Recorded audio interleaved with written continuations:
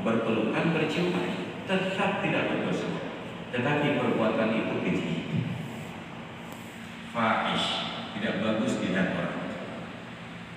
Maka dari itu Aceh ini hidup dalam tradisi menjaga nilai-nilai yang keji agar tidak terjadi di ruang publik. Maka orang Aceh dulu sebelum tsunami sulit untuk melihat mereka berboncengan naik sepeda motor, suami istri berpeluk-pelukan, tetap duduknya itu menyamping. Tapi sejak datang tsunami, jangankan suami istri, bahkan yang baru berencana bersuami istri dan sudah berpeluk-pelukan. Kenapa? Karena kita diajarkan tentang safety driving, berkendaraan dengan aman, dua badan satu tujuan. Jadi yang di belakang itu harus memeluk dengan erat. Maka yang paling beruntung sekarang ini tukang RWT. Siapapun yang dibonceng di belakang memeluk dengan erat. Saya tanya ikut. Mau turun dicium lagi tangannya. Apa yang terjadi? Ketika terjadi tsunami, tradisi ini hari ini sangat sulit melihat ada laki-laki dan perempuan yang berboncengan duduk menyamping. Semuanya duduk ngangkang. Sampai ada seorang wali kota yang prihatin di Aceh melarang duduk ngangkang. Sampai populer pada waktu itu ngangkang style katanya, bersamaan dengan Gangnam Style. Tapi persoalan ngangkang tidak ngangkang itu bukan persoalan syariat. Syariat tidak mengatur Anda duduk ngangkang, Anda duduk nungging, atau Anda duduk menyamping.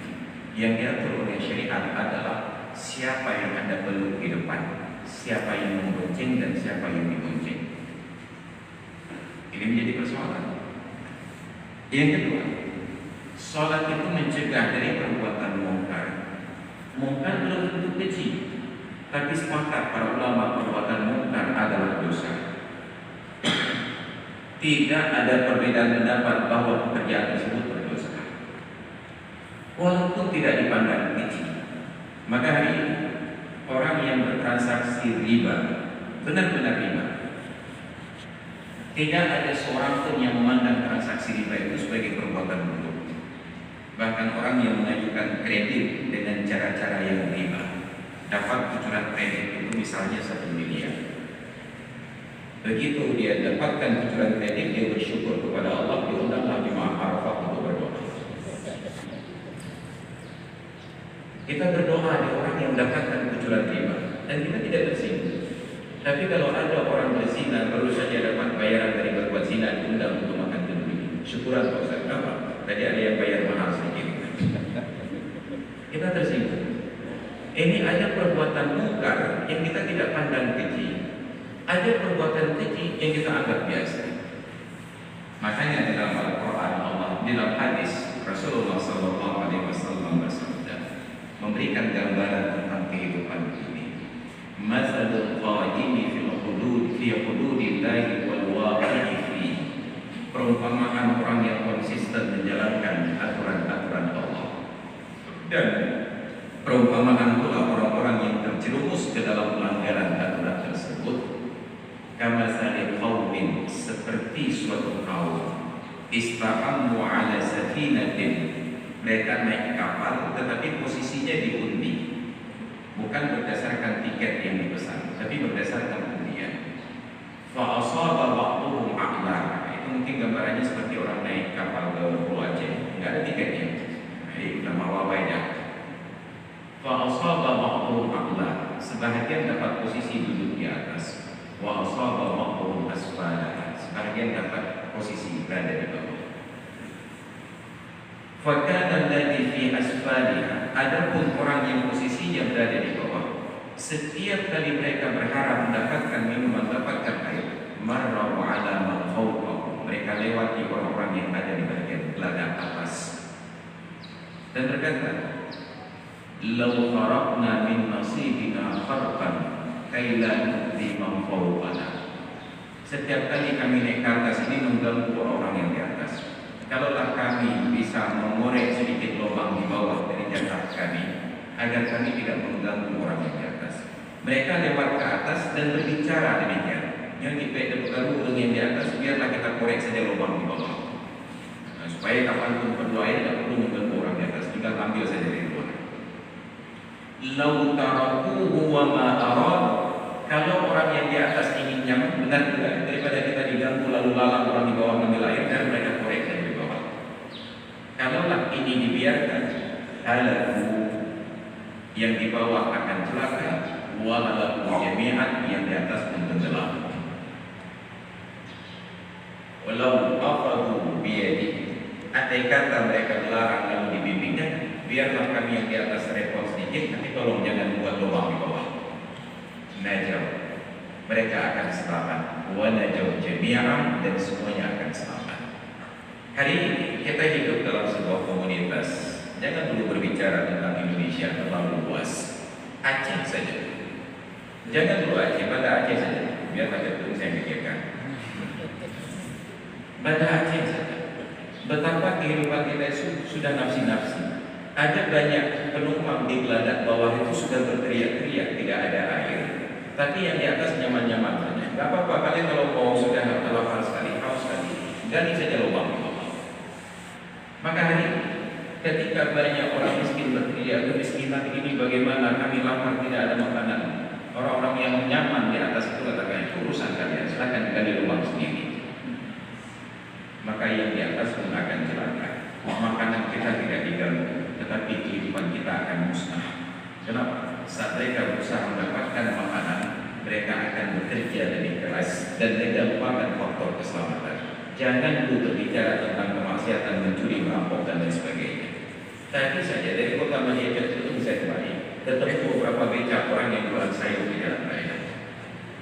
Becak-becak ini, jangankan lampu belakang, bahkan lampu depan itu tidak ada. Dan mereka tidak tahu mana jalur cepat, jalur lambat, jalur santai. Mereka berkendaraan dengan santai di jalur cepat. Dari jauh melihat sorot lampu dari depan, kita tidak tahu bahwa ada kendaraan di depan. 40 meter lagi ketika sudah mendekat dalam kecepatan tinggi, tiba-tiba terlihat pecahan bumi tersebut. Kita mulai mendadak. Apa yang terjadi? Sebaik apapun bentuk posisi kita, tetap kesal yang berulang-ulang itu akan menyebabkan keluar doa yang tidak baik. Ya Allah, ya Tuhan, benar ini yang tempoknya tidak. Kenapa?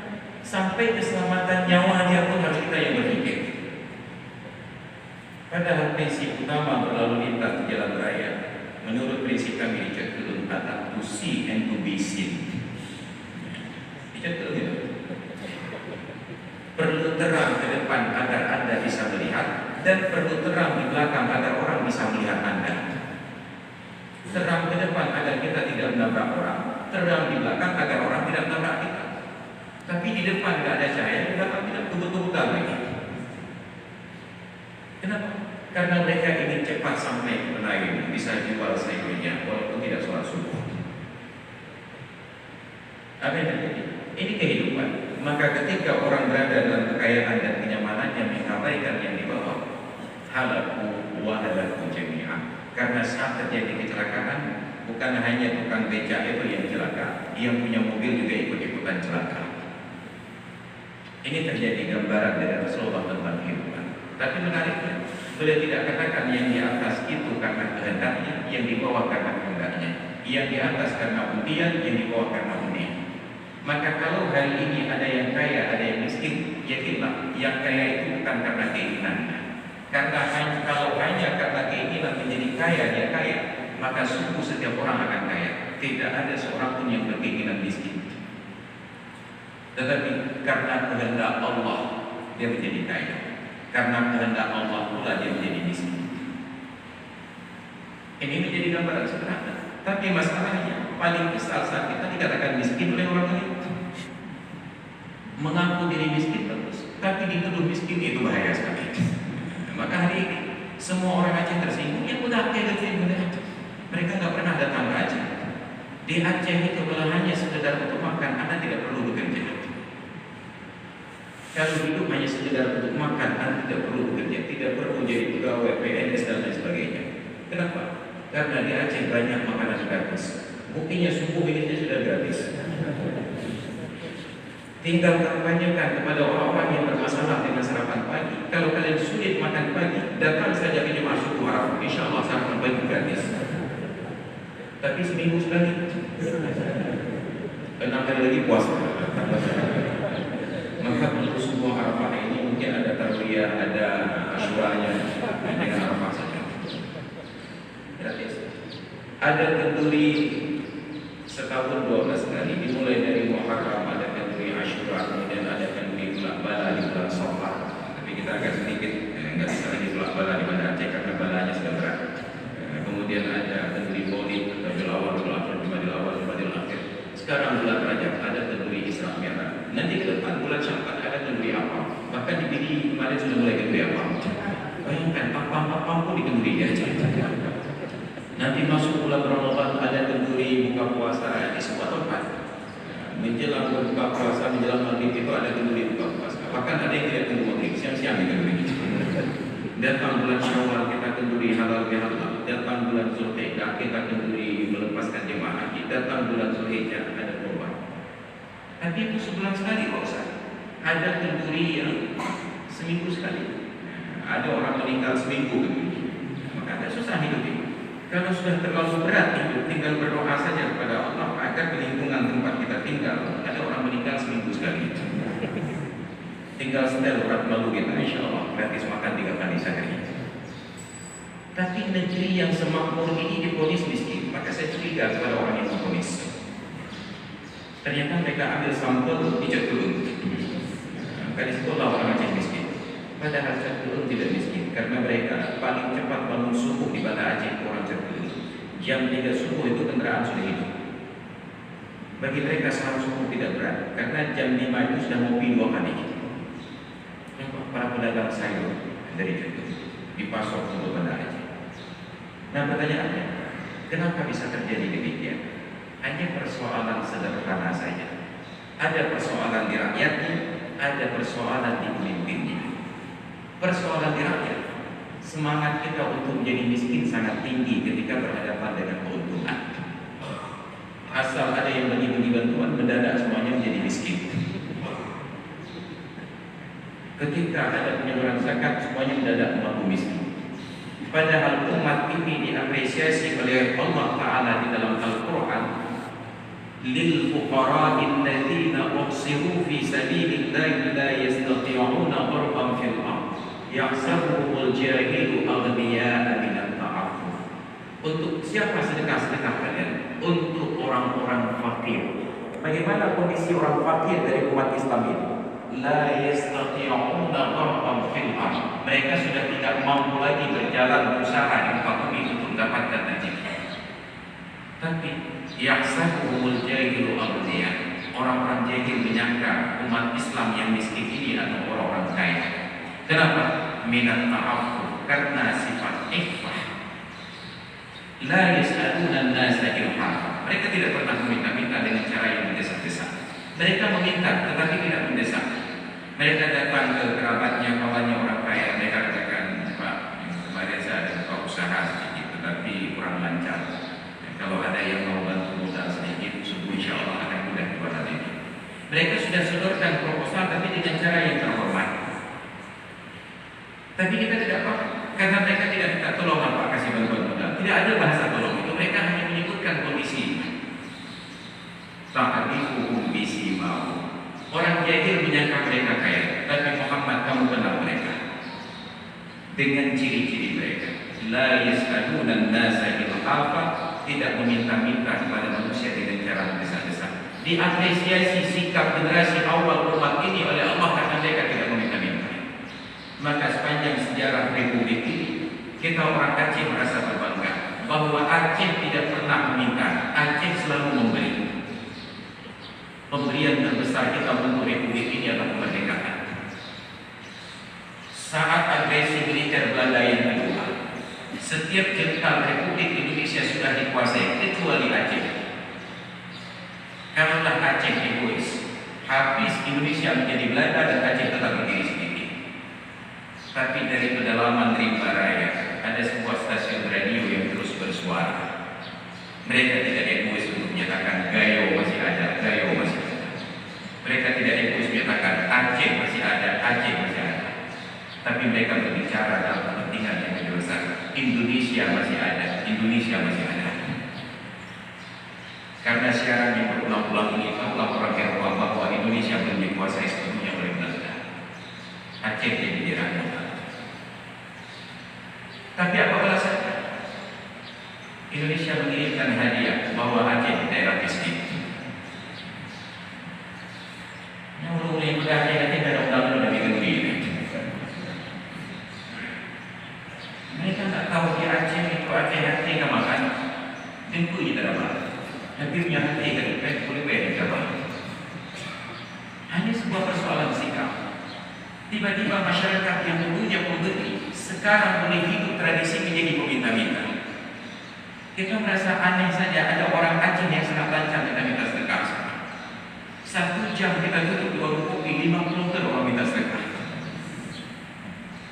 Bukan 5 orang, 50 ter. 2 jam 10 ter. Ini budaya itu. Kenapa? Masyarakat yang merasa kaya dengan semangat menjadi miskin. Padahal Islam mengajarkan kita untuk merasa miskin dengan semangat miskin agar terus merasa diri kaya. Maka dulu ketika Rasulullah utus Muaz bin Jabal menjadi gubernur di negeri Yaman, sampai Rasulullah wafat, sampai Abu Bakar wafat, Muaz bin Jabal tidak pernah datang melapor ke Madinah. Beliau tetap jadi gubernur di masa Rasulullah, beliau jadi gubernur di masa Abu Bakar, beliau jadi gubernur di masa Sayyidina Umar. Tetap di sebuah provinsi, 3 presiden 1 gubernur. Itu menggambarkan tentang stabilitas politik. Stabilitas politik. Maka di Orde Baru kita sempat hafal nama menteri kabinet dengan kabinet yang dipimpin. Keluar kartunya kita hafal menteri bulan. Tapi sekarang sulit menghafalnya karena kartunya pun tidak dijual. Kenapa tidak dijual? Betul sempat dicetak sudah diganti menterinya. Banyak nama-nama instabilitas politik. Bagaimana cara mereka memilih menteri suka-suka hati? Itu baru di pusat, sampai di bawah pusat juga demikian. Ada kepala dinas yang belum sempat kenal dengan sekretarisnya sudah diganti. Maka jangan tahu Pak Polisi tidur di jalan. Ini tentang gambaran stabilitas politik di masa lalu. Maka ketika Umar berkuasa, tiba-tiba Muaz bin Jabal datang ke negeri Yaman dengan membawa harta yang sangat banyak. Seharusnya seorang presiden senang ketika gubernur datang membawa harta yang banyak. Tapi tidak sama dengan presiden yang bernama Umar bin Khattab. Umar bin Khattab tersinggung, dia bertanya, wahai Muaz, harta apa yang kamu bawa kemari? Apa jawaban Muaz? Wahai Amirul Mukminin, ini zakat dari negeri Yaman. Umar bin Khattab dulu marah. Wahai Muaz, Rasulullah tidak utus kamu ke Yaman untuk pungut pajak. Engkau diutus untuk kelola zakat. Tukhadu min aghniyahihim wa turaddu ila fuqaraihim. Diambil dari harta orang kaya disalurkan kepada orang miskin mereka. Beda dengan Umar bin Khattab sekarang. Semua potensi digarap. Haji digarap, wakaf digarap, semua digarap. Tapi Umar bin Khattab dulu ketika diberikan harta zakat bermarah. Tapi gubernurnya karena sudah bertindak sesuai koridor hukum, tidak terkejut oleh marahnya presiden. Dengan lantang dia berbicara di depan presidennya. Wahai Amirul Mukminin, ini adalah sisa lebih harta zakat di negeri Yaman yang saya tidak dapati ada seorang ataupun satu rumah warga miskin yang bersedia untuk menerimanya.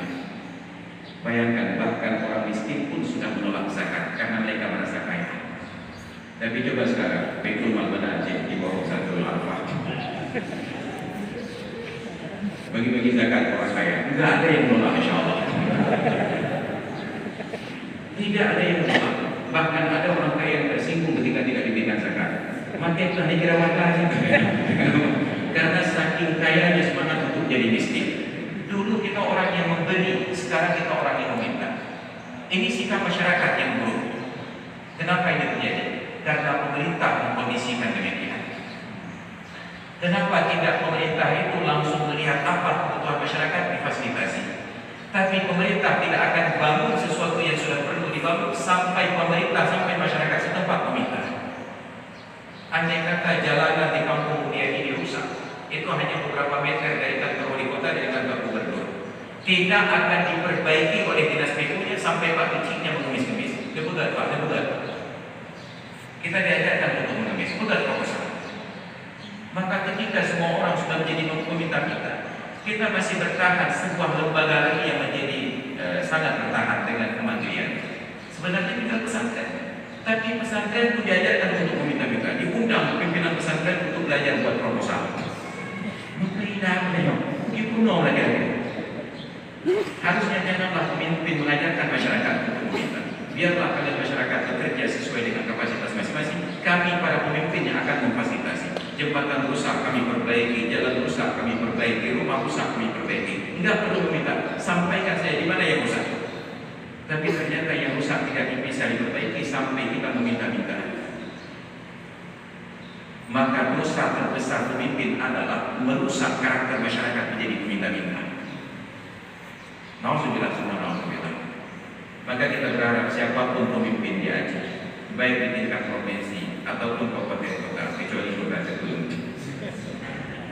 tolonglah selesaikan hajat hidup masyarakat tanpa mereka harus meminta.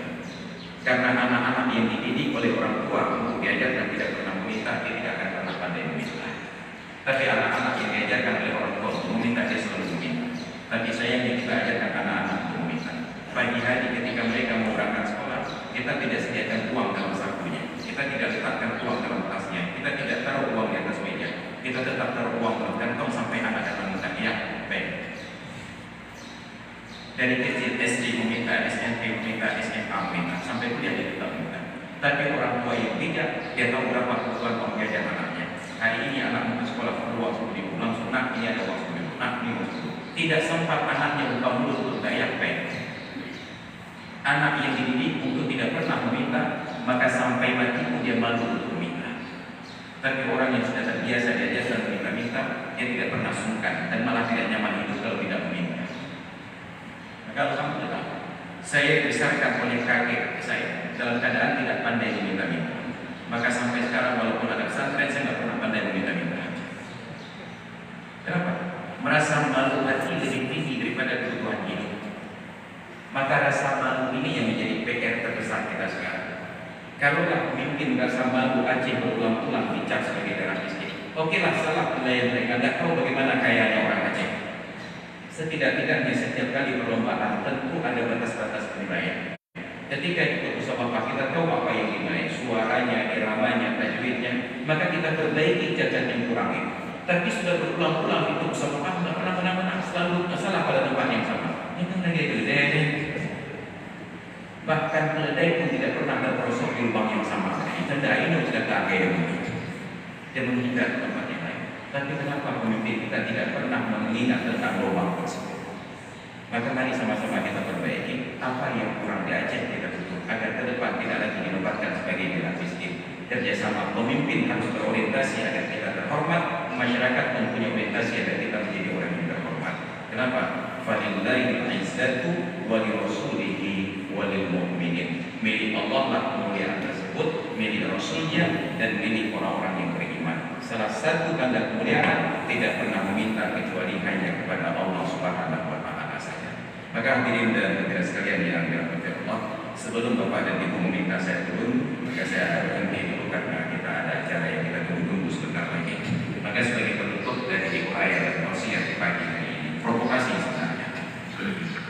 Mari kita ciptakan kondisi di Aceh. Kalau ketemu siapapun saudara kita yang minta sedekah di warung kopi di pinggir jalan, janganlah hargai mereka hanya Rp1.000, murah sekali Rp1.000. Hargai mereka dengan sedari makan, mahal makanan. Saking mahalnya makanan, kita tidak masalah ketika melihat uang terbakar. Saya nonton film, ketika proses pembuatan film tersebut mobil mahal dirusak, dibakar, dihancurkan, saya tidak merasa sakit hati. Tapi ketika dalam proses pembuatan film diperlihatkan ada telur ayam dibuang-buang, saya sakit hati. Kenapa? Yang itu mobil, yang ini makanan. Ketika makanan itu dibuang-buang, kita sangat tersinggung. Hari ini ketika kita buat kenduri, coba perhatikan betapa banyak tempat kenduri makanan itu dibuang-buang. Kita yang datang makan kenduri, buat nasi seperti gunungan kecil di dalam piring, ditambah dengan menu dan lauk pauknya, tapi makan sedikit, yang lain semuanya dibuang.